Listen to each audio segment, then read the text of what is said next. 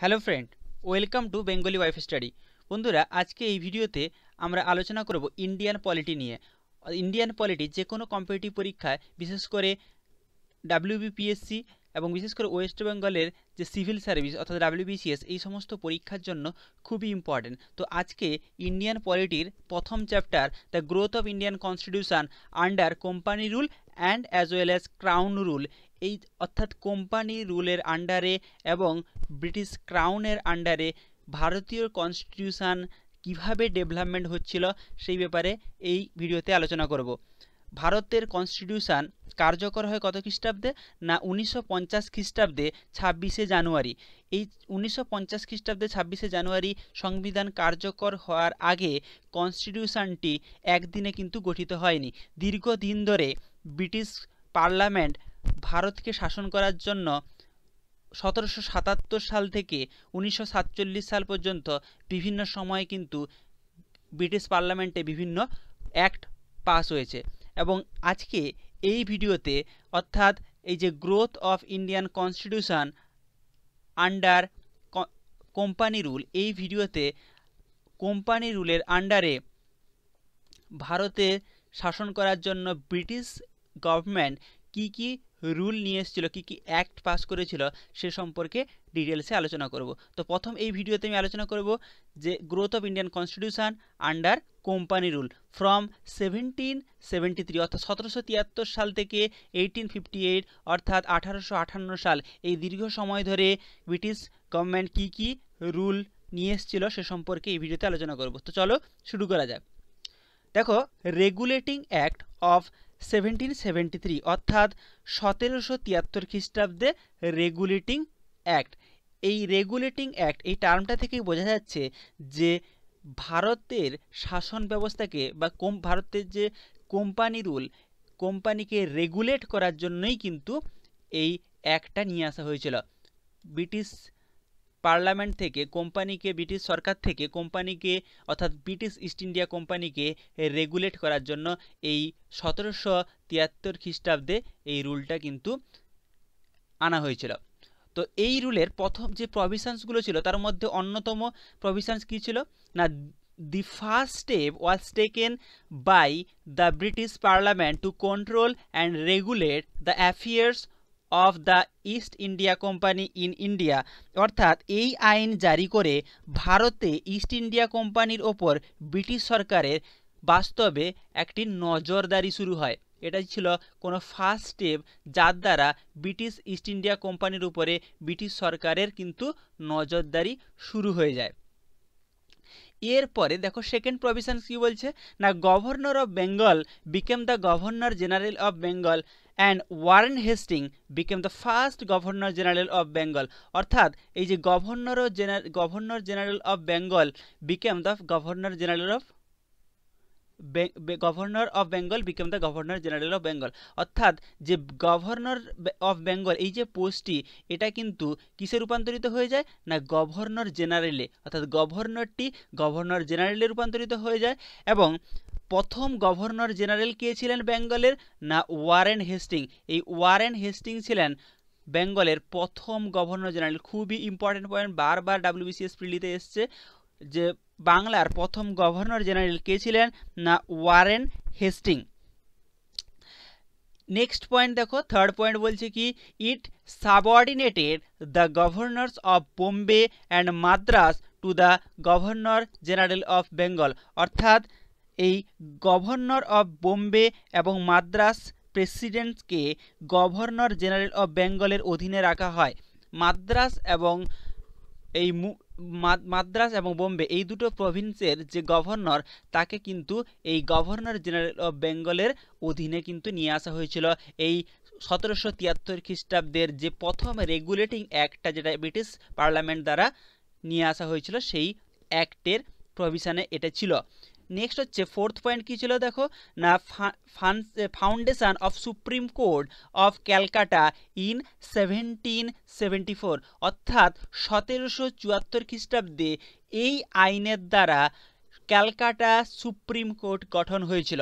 এই সুপ্রিম কোর্টে মোট জাজ সংখ্যা ছিলেন 4, একজন ছিলেন চিফ জাস্টিস, 1 চিফ জাস্টিস এবং 3জন ছিলেন এমনি জাজ, আদার 3জন জাজ ছিলেন। মোট এই 4জন জাজ নিয়ে, একজন চিফ জাস্টিস এবং 3জন জাজ নিয়ে কিন্তু কলকাতা সুপ্রিম কোর্ট গঠন হয়েছিল। কত খ্রিস্টাব্দে? না 1774 খ্রিস্টাব্দে। কোন অ্যাক্ট দ্বারা? না 1773 খ্রিস্টাব্দের রেগুলেটিং অ্যাক্ট দ্বারা। খুবই ইম্পর্টেন্ট পয়েন্ট, বারবার পরীক্ষায় আসে। নেক্সট হচ্ছে 5th পয়েন্ট, 5 নম্বর পয়েন্ট কি আছে? না formation of A 4 member executive council to help governor general of Bengal. অর্থাৎ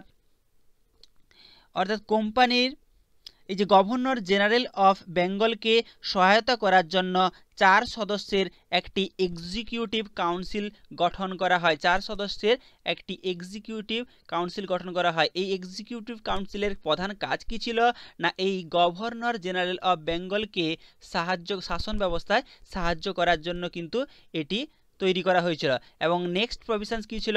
ইট prohibited servants of company from engaging any private trade or accepting bribes from the natives. অর্থাৎ কোম্পানির কর্মচারীদের কোনো ব্যক্তির কাজে নিযুক্ত করা বন্ধ হয় এবং ব্রাইবস অর্থাৎ কোনো ঘুষ নেওয়া যাবে না কোম্পানির কর্মচারীর দ্বারা।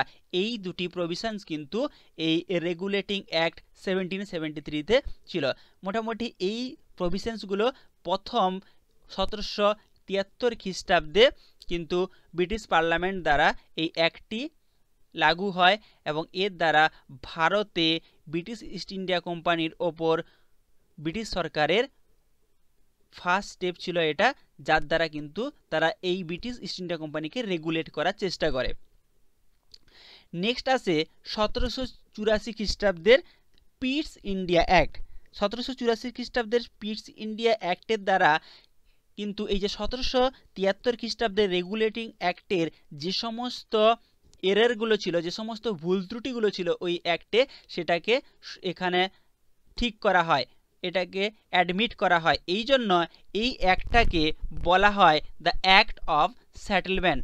দ্য অ্যাক্ট অফ সেটেলমেন্ট বলা হয় এই 1884 খ্রিস্টাব্দের পিটস ইন্ডিয়া অ্যাক্টকে।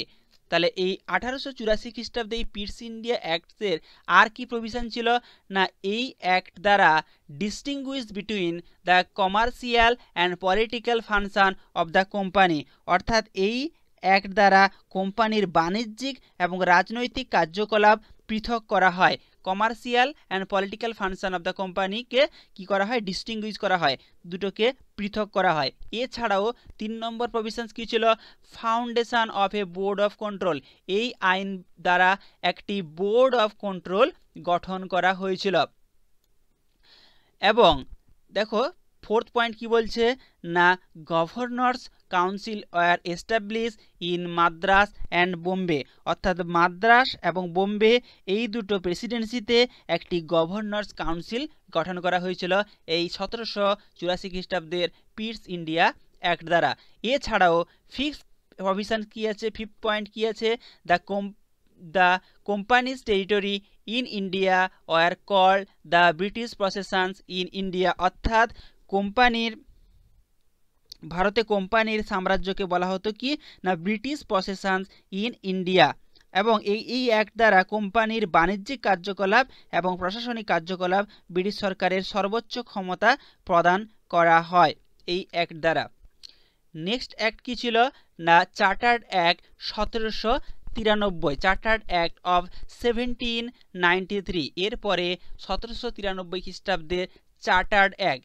এই অ্যাক্টে তেমন কিছু ইম্পর্টেন্ট পয়েন্ট নেই যেগুলো পরীক্ষার জন্য তোমাদের পড়তে হয়। মেনলি এখানে যে পয়েন্টটা আসে সেটা হচ্ছে the company goat monopoly of trade with India for another 20 ইয়ার।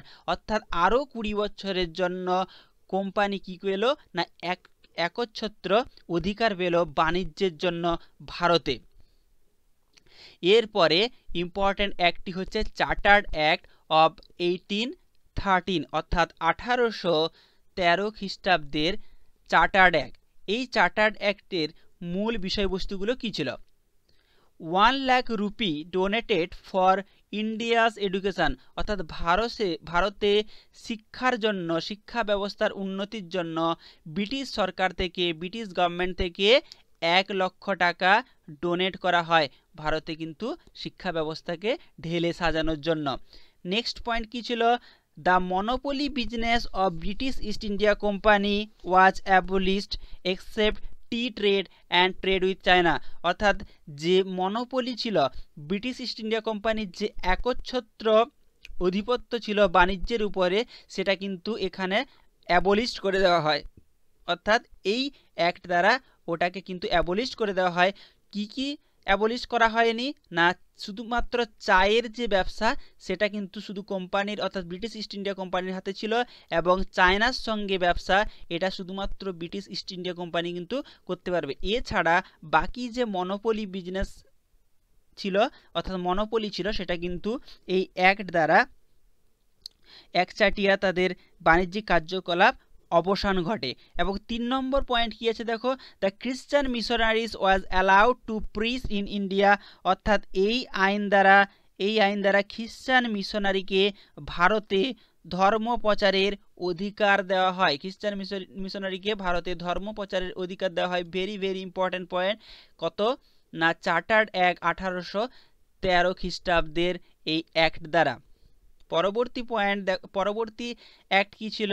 না চার্টার্ড অ্যাক্ট অফ 1833 অর্থাৎ 1833 খ্রিস্টাব্দের চার্টার্ড অ্যাক্ট। অর্থাৎ 1813 খ্রিস্টাব্দে যে চার্টার্ড অ্যাক্ট ছিল তার ঠিক 20 বছর পরে এরপরে যে চার্টার্ড অ্যাক্টগুলো আমরা দেখব সেগুলো কিন্তু প্রতি 20 বছর অন্তর কিন্তু অ্যাক্টগুলো এসছিল। প্রথম চার্টার্ড অ্যাক্টটা এসেছিল কত খ্রিস্টাব্দে? না 1813 খ্রিস্টাব্দে। পরের চার্টার্ড অ্যাক্টটা অর্থাৎ এই চার্টার্ড অ্যাক্টটা এসছে দেখো ঠিক 20 বছর পরে 1833 খ্রিস্টাব্দে।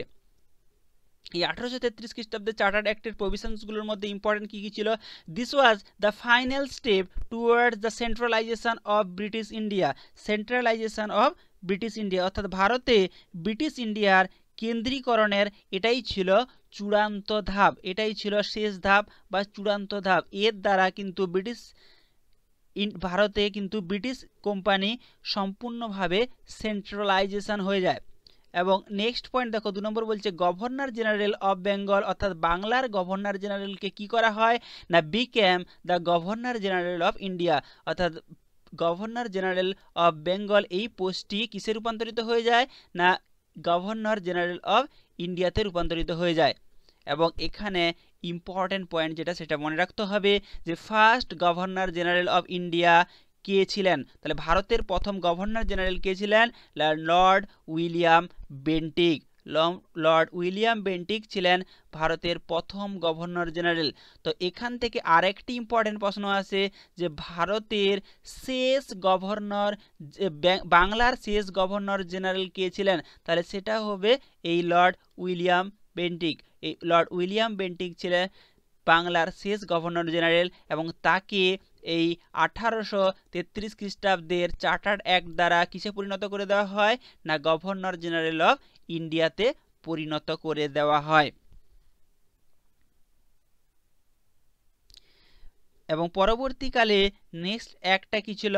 1853 খ্রিস্টাব্দের চার্টার্ড অ্যাক্ট। অর্থাৎ ঠিক 20 বছর পরে 1833-এর পরে 1853 খ্রিস্টাব্দে আরও একটি অ্যাক্ট আছে যেটাকে বলা হয় চার্টার্ড অ্যাক্ট। তাহলে এই অ্যাক্টের মূল বিষয়বস্তুগুলো কি কি ছিল? না 1 নম্বর পয়েন্ট দেখো কি বলেছে, the legislative and executive function of governor generals council were separated. অর্থাৎ এই আইন দ্বারা আইন বিভাগ অর্থাৎ লেজিসলেটিভ এবং এক্সিকিউটিভ অর্থাৎ শাসন বিভাগকে পৃথকীকরণ করা হয়। এই আইন দ্বারা এই লেজিসলেটিভ অর্থাৎ আইন বিভাগ এবং এক্সিকিউটিভ অর্থাৎ শাসন বিভাগ এই দুটোকে আলাদা করে দেওয়া হয়, সেপারেট করে দেওয়া হয়। নেক্সট হচ্ছে দেখো six members in central legislative council. অর্থাৎ কাউন্সিলে, সেন্ট্রাল লেজিসলেটিভ কাউন্সিলে 6 জন অতিরিক্ত লেজিসলেটিভ কাউন্সিলর নিযুক্ত করা হয়। এই 6 জন কাউন্সিলরের মধ্যে 4 জন 4 আউট অফ 6 অর্থাৎ 6 জনের মধ্যে 4 জন কোথা থেকে আসবে? কোন কোন প্রভিন্স থেকে? না মাদ্রাস, বোম্বে, বেঙ্গল, এছাড়াও আরেকটি প্রভিন্স ছিল যেটা হচ্ছে আগ্রা। এই 4টি প্রভিন্স থেকে 4 জন রিপ্রেজেন্ট করবেন কোথায়? না সেন্ট্রাল লেজিসলেটিভ কাউন্সিল। এবং এটা ছিল কত জনের? না 6 সদস্যের সেন্ট্রাল লেজিসলেটিভ কাউন্সিল। এবং থার্ড ইম্পর্টেন্ট পয়েন্ট দেখো, it introduced a system of open competition as the basis of the recruitment of civil servant of the company. অর্থাৎ Indian civil service open for all. অর্থাৎ এই আইন দ্বারা কি হয় না, সিভিল সার্ভিস যেটা Indian civil service open for all, সবার জন্য কিন্তু এই সিভিল সার্ভিস পরীক্ষাটা কিন্তু খুলে দেওয়া হয়। সবাই কিন্তু এই সিভিল সার্ভিস পরীক্ষায় অংশগ্রহণ করতে পারবে এই আইন দ্বারা, এটা বলা ছিল। তো বন্ধুরা, এর আগে আমরা ইন্ডিয়ান কনস্টিটিউশনের দুটি গুরুত্বপূর্ণ টপিক আলোচনা করে নিয়েছি। তার মধ্যে একটি হচ্ছে পার্টস অফ ইন্ডিয়ান কনস্টিটিউশন, যেটা যে কোনো কম্পিটিটিভ পরীক্ষায়, ডাব্লিউবিসিএস তো অবশ্যই, কিন্তু এছাড়াও যে কোনো কম্পিটিটিভ পরীক্ষায় খুবই ইম্পর্ট্যান্ট যে পার্টস অফ ইন্ডিয়ান কনস্টিটিউশন, সেটা আমি এই আই বাটনে দিয়ে দেবো, তোমরা কিন্তু দেখে নিও। এছাড়াও শিডিউল অফ ইন্ডিয়ান কনস্টিটিউশন, সেটাও কিন্তু এই আই বাটনে আমি দিয়ে দেবো, তোমরা সেখানে গিয়ে দেখে নেবে। তো চলো নেক্সট একটা দেখে নেই। অর্থাৎ নেক্সট অ্যাক্ট মানে এখানে এতক্ষণ পর্যন্ত যেটা ছিল সেটা হচ্ছে 1858 পর্যন্ত, অর্থাৎ 1773 থেকে 1858 পর্যন্ত এই দীর্ঘ সময় ধরে যে ব্রিটিশ কোম্পানি ভারতে রুল করছিল। এরপরে সম্পূর্ণরূপে দেখো, Indian polity, growth of Indian constitution under the crown rule, ভারতের শাসন ব্যবস্থাটা ব্রিটিশ ইস্ট ইন্ডিয়া কোম্পানি থেকে সম্পূর্ণরূপে স্থানান্তরিত হয়ে যাবে কার হাতে না, ব্রিটিশ ক্রাউনের হাতে। এই ব্রিটিশ ক্রাউন সরাসরি ভারত শাসন করতে শুরু করবে। এই ব্রিটিশ ক্রাউনের আন্ডারে 1858 সাল থেকে 1947 এই দীর্ঘ সময় ধরে যে সমস্ত অ্যাক্টগুলো পাস হয়েছিল, এই ভিডিওতে অর্থাৎ ভিডিওর এই পার্টে, সেকেন্ড পার্টে আমরা এইগুলো নিয়ে আলোচনা করব। তো আলোচনা করার আগে তোমাদের কাছে একবার রিকোয়েস্ট করে নিচ্ছি, তো ভিডিওটি যদি তোমাদের ভালো লাগে তাহলে অবশ্যই সাবস্ক্রাইব করো এবং কাছে থাকা বেল আইকনটি ক্লিক করে আমাদের উৎসাহ করো এবং উৎসাহ বাড়াও। এবং তোমাদের ভবিষ্যতে তোমাদের জন্য কিন্তু আমরা আরও অনেক ইম্পর্টেন্ট ভিডিও নিয়ে আসতে চলেছি, যেটা সামনে ডাব্লিউবিসিএস পরীক্ষা, রেলের এনটিপিসি সমস্ত পরীক্ষার জন্য খুবই ইম্পর্টেন্ট হতে চলেছে। তো চলো শুরু করা যাক। দেখো, এই ক্রাউন রুলের আন্ডারে প্রথম অ্যাক্টটি কী ছিল না, গভর্নমেন্ট অফ ইন্ডিয়া অ্যাক্ট 1858, অর্থাৎ 1858 সালের গভর্নমেন্ট অফ ইন্ডিয়া অ্যাক্ট। এই 1858 সালের ভারত শাসন আইন। এই আইনটা কখন আসে না, তোমরা জানো যে 1857 সালে একটি রিভোল্ট হয়, অর্থাৎ সিপাই মিউনিটি, যাকে বলা হয় সিপাই বিদ্রোহ, যাকে বলা হয় the first war of independence. V D. Savarkar বলেছিলেন যে ফার্স্ট ওয়ার অফ ইন্ডিপেন্ডেন্স, বা ভারতের প্রথম স্বাধীনতা জন্য যুদ্ধ। সেই সিপাই বিদ্রোহ ঘটেছিল কত খ্রিস্টাব্দে না, 1857 খ্রিস্টাব্দে। এই 1857 খ্রিস্টাব্দে সিপাই বিদ্রোহের পর কিন্তু ব্রিটিশ গভর্নমেন্ট কিন্তু দেখে যে ভারতে একটু ভালোভাবে শাসন করতে হবে, শাসন ব্যবস্থাটা একটু ঢেলে সাজাতে হবে, না হলে কিন্তু তাদের ভারতে শাসন করা ধীরে ধীরে কঠিন হয়ে যাচ্ছিল। তো তার জন্য 1858 সালে তারা এই অ্যাক্টটি পাস করে। এটা কিন্তু গুড গভর্নেন্সের জন্য এই অ্যাক্টটি তারা পাস করে। তো এই অ্যাক্টের মূল প্রভিশনসগুলো কী কী ছিল? 1 নম্বর প্রভিশন কী ছিল? The rule of the company was replaced by the rule of crown. অর্থাৎ এখানে কি হচ্ছে না, কোম্পানির রুল সম্পূর্ণভাবে পুরো অ্যাবলিশড হয়ে যাচ্ছে। এর পরিবর্তে কিসের রুল আসছে না, ক্রাউন রুল। ব্রিটিশ ক্রাউন সরাসরিভাবে ভারতকে শাসন করতে শুরু করে। 2 নম্বর দেখো,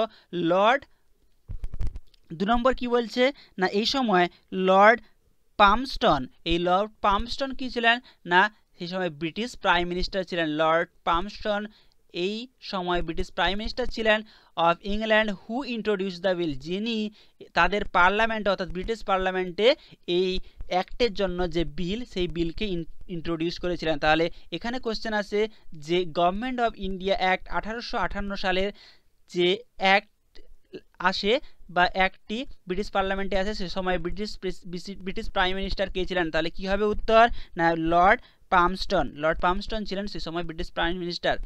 দেখো এরপরে 3 নম্বর কি আছে?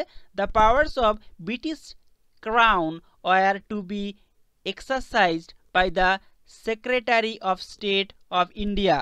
অর্থাৎ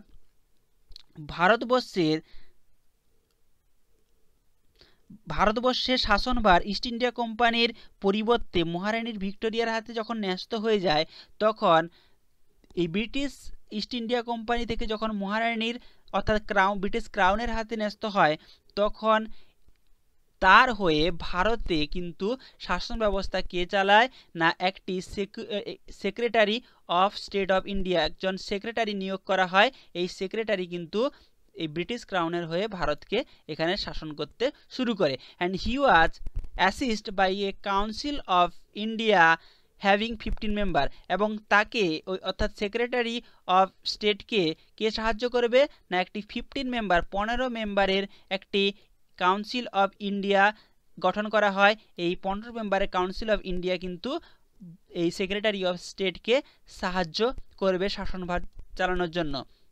এবং পরবর্তীকালে দেখো না, the governor general was made the viceroy of India, very very important. এই অ্যাক্ট দ্বারা গভর্নর জেনারেল অফ ইন্ডিয়াকে কিসে পরিণত করে দেওয়া হয় না, ভাইসরয় অফ ইন্ডিয়াতে পরিণত করে দেওয়া হয়।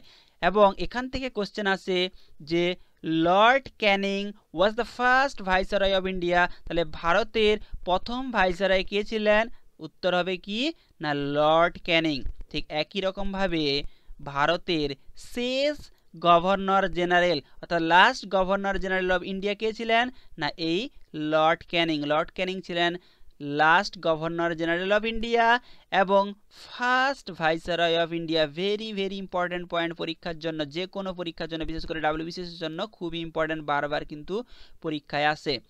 নেক্সট হচ্ছে 7 নম্বর পয়েন্ট কি দেখো, abolished the board of control and code of directorate, অর্থাৎ এই দুটি যে পদ বোর্ড অফ কন্ট্রোল এবং কোডস অফ ডাইরেক্টরেট, এই দুটিকে সম্পূর্ণরূপে এটাকে অ্যাবলিশড করে দেওয়া হয় এই গভর্নমেন্ট অফ ইন্ডিয়া অ্যাক্ট অর্থাৎ 1858 সালে ভারত শাসন আইন দ্বারা। দেখো পরবর্তী রুল অর্থাৎ নেক্সট রুলটা কি বলছে, ইন্ডিয়ান কাউন্সিলস অ্যাক্ট অফ 1861 অর্থাৎ 1861 খ্রিস্টাব্দের ইন্ডিয়ান কাউন্সিল অ্যাক্ট। এখানে মূল বিষয়বস্তুগুলো কি ছিল দেখো, ইট introduced for the first time Indian representation in institution like viceroys, executive and legislative council, অর্থাৎ এই আইন দ্বারা এই যে ভাইসরয়ের এক্সিকিউটিভ এবং লেজিসলেটিভ কাউন্সিলে ভারতীয়রা কিন্তু রিপ্রেজেন্ট করতে পারে, এবং এই মতো 3 Indians entered the legislative council, এবং এই আইন অনুসারে 3 জন ভারতীয় কি হয় না, এই 3 জন ভারতীয় কি করেছিল না, লেজিসলেটিভ কাউন্সিলে, ভাইসরয়ের লেজিসলেটিভ কাউন্সিলে কিন্তু তারা ভারতীয়দের হয়ে রিপ্রেজেন্ট করছিল। নেক্সট পয়েন্ট কি বলছে না, initiated the process of decentralisation by restoring the legislative power to the Bombay and Madras province, অর্থাৎ এই আইন দ্বারা মাদ্রাস এবং বোম্বে প্রভিন্সে ডিসেন্ট্রালাইজেশন শুরু হয়। এবং থার্ড ইম্পর্টেন্ট পয়েন্ট কি বলছে দেখো, থার্ড পয়েন্ট কি আছে না, it accorded a statutory recognition of the portfolio system, এই আইন দ্বারা পোর্টফোলিও সিস্টেম চালু হয়,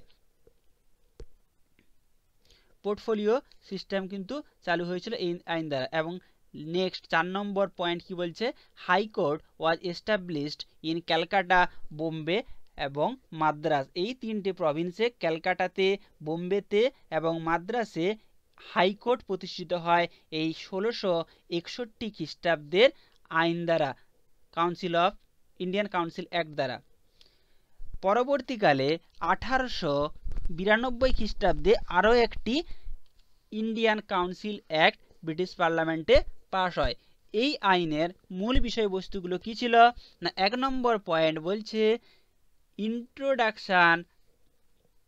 ইন্ট্রোডিউস ইনডাইরেক্ট ইলেকশন, অর্থাৎ এখানে এই আইন দ্বারা ইনডাইরেক্ট ইলেকশন অর্থাৎ ইনডাইরেক্ট ইলেকশন কিন্তু চালু হয় 1892 খ্রিস্টাব্দের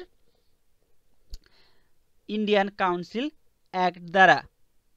এবং 2 নম্বর পয়েন্ট কি বলছে না, enlarged the size of legislative council, অর্থাৎ লেজিসলেটিভ কাউন্সিল বা আইনসভার কিন্তু সংখ্যা বৃদ্ধি করা হয়, মেম্বার সংখ্যা বৃদ্ধি করা হয়, অর্থাৎ এর সাইজকে এনলার্জ করা হয়।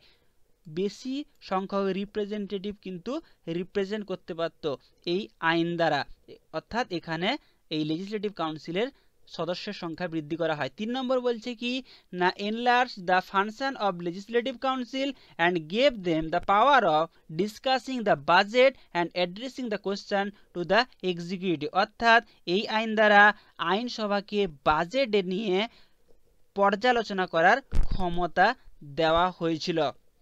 এছাড়াও আরও একটি উল্লেখযোগ্য ঘটনা ঘটেছিল এই আইন দ্বারা, সেটা হচ্ছে কি না, বিশ্ববিদ্যালয় অর্থাৎ ইউনিভার্সিটি এবং district board, municipality, zamindar, chamber of কমার্সের প্রাদেশিক কাউন্সিলে সদস্য নিয়োগের সুপারিশ করা হয় কিন্তু এই আইন দ্বারা, 1892 খ্রিস্টাব্দের ইন্ডিয়ান কাউন্সিল অ্যাক্ট দ্বারা।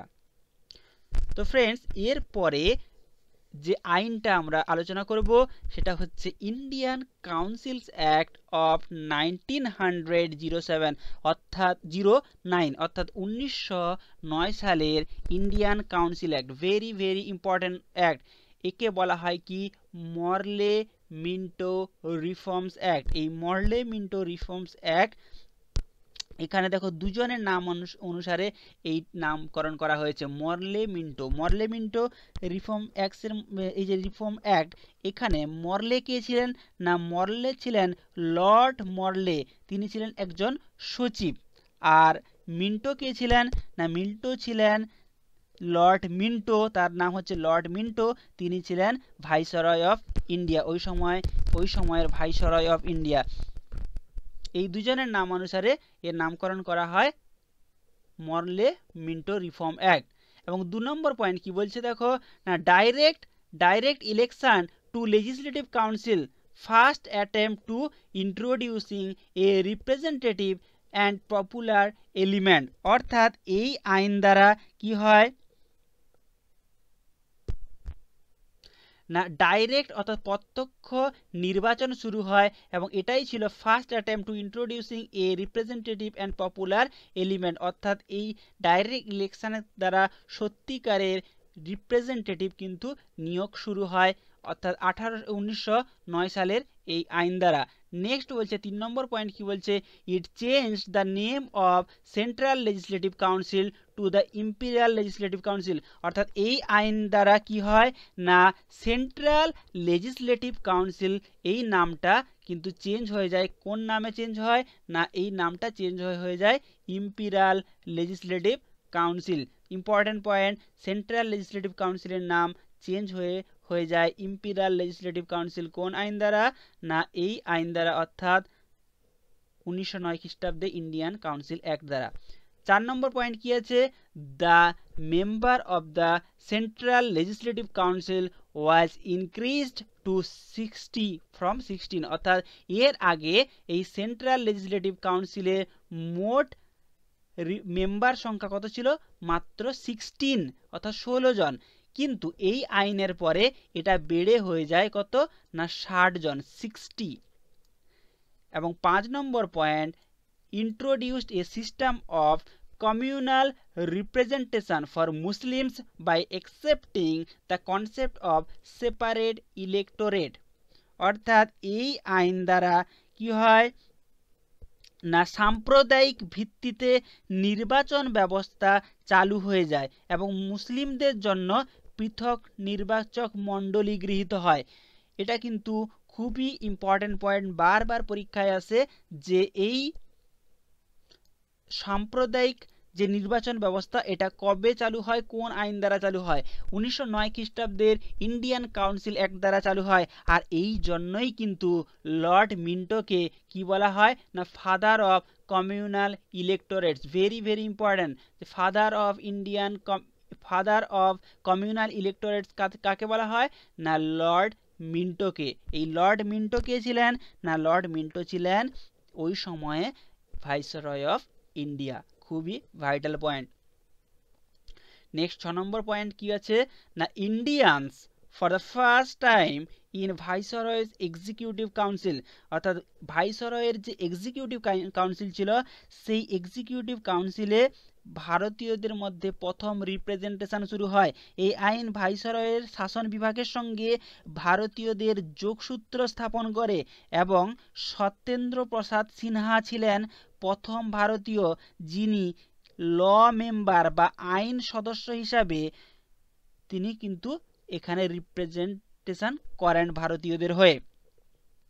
তাহলে কে ছিলেন না সত্যেন্দ্র প্রসাদ সিনহা। তিনি কি হিসাবে রিপ্রেজেন্ট করেছিলেন ইন্ডিয়ানদের, না অ্যাজ এ ল মেম্বার।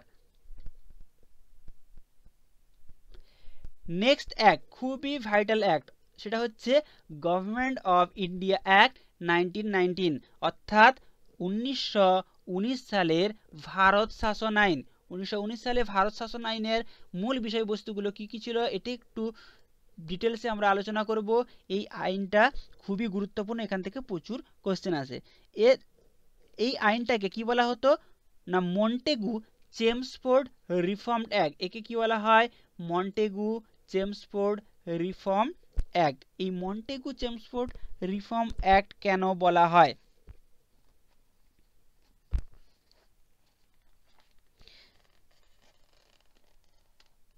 না কারণ এই সময় এই যে মন্টেগু কে ছিলেন না এডুইন মন্টেগু এবং দ্য ভাইসরয়, তিনি ছিলেন কি ভাইসরয়।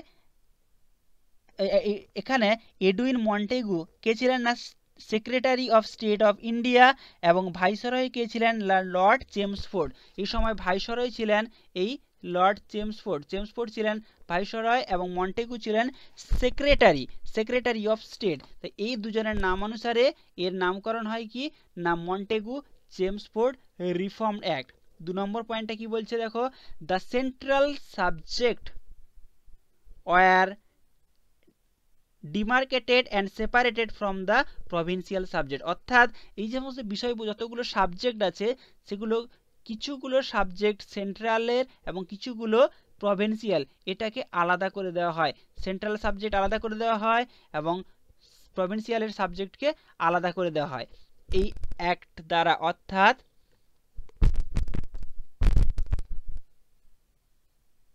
অর্থাৎ এই যে 1919 খ্রিস্টাব্দের এই গভর্নমেন্ট অফ ইন্ডিয়া অ্যাক্ট দ্বারা সেন্ট্রাল সাবজেক্ট এবং প্রভিন্সিয়াল সাবজেক্ট দুটোকে আলাদা করে দেওয়া হয়।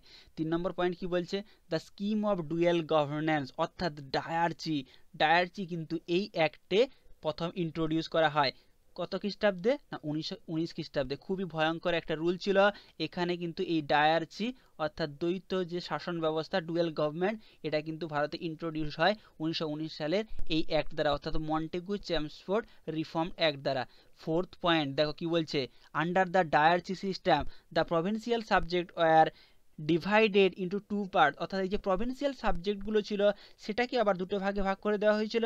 একটা হচ্ছে ট্রান্সফার্ড আর একটা হচ্ছে রিজার্ভ। একটা ট্রান্সফার্ড এবং একটা রিজার্ভ, এই দুটো ভাগে ভাগ করে দেওয়া হয়েছিল। And on reserve subject governor was not responsible to legislative council, অর্থাৎ এই যে রিজার্ভ সাবজেক্টগুলো ছিল সেখানে গভর্নর কিন্তু লেজিসলেটিভ কাউন্সিলের প্রতি কোনো দায়বদ্ধ ছিলেন না এই সিস্টেম অনুযায়ী, অর্থাৎ এই রুল অনুযায়ী। এবং 5 নম্বর পয়েন্ট কি বলছে, the act introduced for the first time bicameralism in centre, অর্থাৎ এখানে অর্থাৎ কেন্দ্রে প্রথম বাইক্যামেরালিজম কিন্তু অর্থাৎ দ্বিকক্ষ আইন ব্যবস্থা কিন্তু এটা ফার্স্ট দ্বিকক্ষ বিশিষ্ট আইনসভা ফার্স্ট ইন্ট্রোডিউস করা হয় এই 1919 খ্রিস্টাব্দের ভারত শাসন আইন দ্বারা। Very very important point. 5 নম্বর পয়েন্টটা কিন্তু খুবই ভাইটাল। 5 নম্বর পয়েন্টটা কি বলছে না the act introduced first time the bicameralism in centre, অর্থাৎ এখানে কেন্দ্রীয় আইনসভাকে কি করা হয় দ্বিকক্ষ বিশিষ্ট করা হয়। এছাড়াও 6 নম্বর পয়েন্ট কি ছিল দেখো, 6 নম্বর পয়েন্ট বলছে the legislative assembly with 140 members and legislative council with 60 member, অর্থাৎ লেজিসলেটিভ অ্যাসেম্বলি কতজন সদস্য নিয়ে গঠিত হয়েছিল না 140 জন সদস্য নিয়ে, এবং লেজিসলেটিভ কাউন্সিলটা লেজিসলেটিভ অ্যাসেম্বলি গঠিত হয়েছিল 140 জন সদস্য নিয়ে এবং লেজিসলেটিভ কাউন্সিল গঠিত হয় 160 জন সদস্য নিয়ে। এছাড়াও এই আইন দ্বারা ডাইরেক্ট ইলেকশন অর্থাৎ প্রত্যক্ষ নির্বাচন চালু হয়। এবং 8 নম্বর পয়েন্ট কি বলছে দেখো, the act also required that the 3 of the 6 member of Viceroy's Executive Council other than Commander-in-Chief were to be Indian। অর্থাৎ এই যে ভাইসরয়ের এক্সিকিউটিভ কাউন্সিলের 6 জন সদস্যের মধ্যে 3 জন অবশ্যই ইন্ডিয়ান হতে হবে। এবং 9 নম্বর পয়েন্ট কি বলছে না, provided for the establishment of public service commission, অর্থাৎ পাবলিক সার্ভিস কমিশন এস্টাবলিশড হয় এই 1919 খ্রিস্টাব্দে ভারত শাসন আইন দ্বারা। এছাড়াও আরেকটি ইম্পর্টেন্ট পয়েন্ট হচ্ছে সাইমন কমিশন। এই সাইমন কমিশন কিন্তু গঠন করা হয়েছিল এই 1927 খ্রিস্টাব্দের এই ভারত শাসন আইনের মাধ্যমে। এই সাইমন কমিশনটা অ্যাকচুয়ালি কি ছিল না, সাইমন কমিশন এটা কোন আইন দ্বারা গঠিত হয় না 1919 খ্রিস্টাব্দের এই গভর্নমেন্ট অফ ইন্ডিয়া অ্যাক্ট দ্বারা গঠিত হয়। এবং এই সাইমন কমিশন ব্রিটিশ গভর্নমেন্ট কিন্তু কাদেরকে অ্যাপয়েন্ট করেছিল না 7 মেম্বার স্ট্যাটুটারি কমিশন। এটা ছিল এই সাইমন কমিশনের একটা 7 সদস্যের একটি স্ট্যাটুটারি কমিশন ছিল under the chairmanship of sir John Simon, অর্থাৎ স্যার জন সাইমনের আন্ডারে, চেয়ারম্যানশিপের আন্ডারে কিন্তু একটি 7 সদস্যের স্ট্যাটুটারি কমিশন গঠন করা হয়েছিল। এটাই হচ্ছে সাইমন কমিশন। এবং এটা কত খ্রিস্টাব্দে গঠিত হয়েছিল 1927 খ্রিস্টাব্দে। এবং এই কমিশনটি 1930 খ্রিস্টাব্দে কিন্তু একটি রিপোর্ট সাবমিট করে ব্রিটিশ গভর্নমেন্টের কাছে। নেক্সট পয়েন্ট হচ্ছে 1935 খ্রিস্টাব্দের গভর্নমেন্ট অফ ইন্ডিয়া অ্যাক্ট। এই 1935 খ্রিস্টাব্দের গভর্নমেন্ট অফ ইন্ডিয়া অ্যাক্ট কিন্তু খুবই ভাইটাল। এই গভর্নমেন্ট অফ ইন্ডিয়া অ্যাক্ট থেকে পরবর্তীকালে বেশিরভাগ প্রভিশনসগুলো কিন্তু ভারতের কনস্টিটিউশনে নেওয়া হয়েছে। সবথেকে বেশি প্রভিশন বড় করা হয়েছে এই গভর্নমেন্ট অফ ইন্ডিয়া অ্যাক্ট থেকে 1935 সালে। এই অ্যাক্টের মূল বিষয়বস্তুগুলো কী ছিল? The act provided for the establishment of an all India federation consisting of provinces and the princely state as a units through the envisaged federation never come to though the envisaged federation never come to begin। অর্থাৎ এইখানে কি করা হয়, প্রদেশ এবং princely স্টেটগুলোকে নিয়ে একটি all India federation গঠিত হয়। এই অ্যাক্ট দ্বারা বিভিন্ন প্রদেশ এবং প্রিন্সলি স্টেটগুলো নিয়ে একটি অল ইন্ডিয়া ফেডারেশন গঠিত হয়। দো দ্য এনভিস্টেড ফেডারেশন নেভার কাম, যদিও এটা কিন্তু সফল হয়নি কোনোদিনই, এটা ইটস নেভার কাম, কখনো আসেনি।